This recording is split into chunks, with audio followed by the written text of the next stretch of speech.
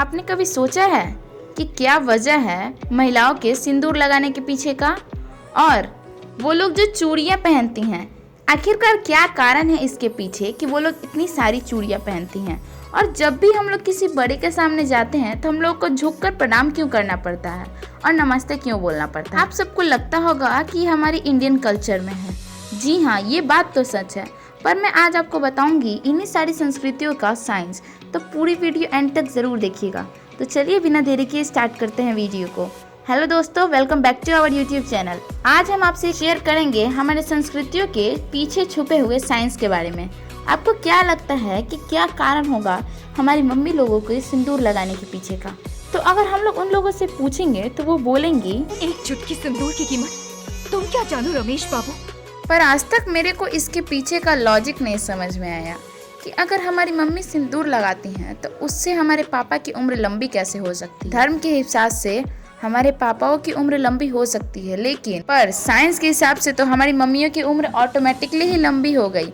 अब आप लोग सोचोगे सिंदूर लगाने से किसी की उम्र भी लंबी हो सकती है क्या? पर ये बात सच है। आप जानते हो सिंदूर में मरकरी प्रेजेंट होता है, हल्दी, नींबू, ये तीनों सिंदूर में प्रेजेंट होते हैं। मरकरी हमारे शरीर के ब्लड प्रेशर को कंट्रोल करता है और स्ट्रेस को खत्म करता है। अब आपको पता चल ही गया होगा कि सिंदूर लगाने से कितना फायदा होता है। अब आप लोग जाके अपनी मम्मियों को ये मत बोलने लगना कि आप लोग तो सिंदूर अपने लिए लगाते हो, वरना 2-4 फटके पड़ जाएंगे। तो चलिए, ये तो हो गई सिंदूर की बात। अब टॉपिक ये है कि आखिरकार क्या कारण है कि महिलाएं चूड़ियां पहनती हैं। तो इसका सबसे बड़ा कारण यह है कि महिलाओं की चूड़ियां उन्हें डॉक्टर के पास जाने से बचा सकता है।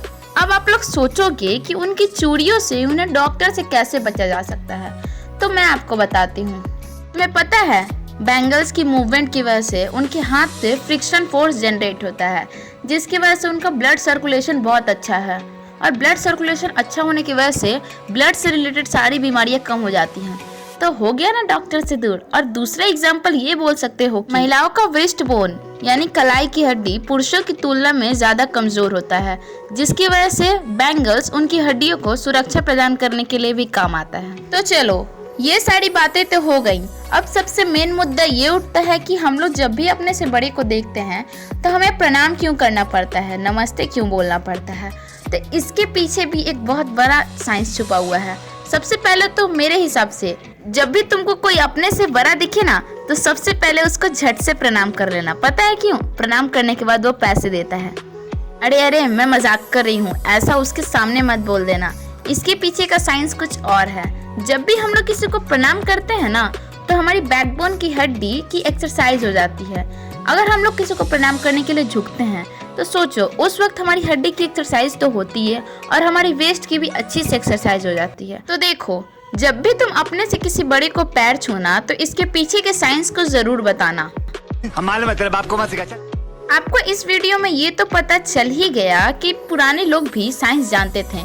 कहीं ना कहीं पुराने जमाने में भी साइंस छुपी हुई थी। अगर आपको ये वीडियो अच्छा लगे तो कमेंट करो पार्ट 2 के लिए। और ऐसी और भी अमेजिंग वीडियोस देखने के लिए जल्दी से जाके मेरे चैनल को सब्सक्राइब करो और बेल आइकन दबाना, जिससे मेरी कोई भी न्यू वीडियो आए तो आपको अपडेट मिल जाए। खत्म। Bye bye, tata, good bye, गया।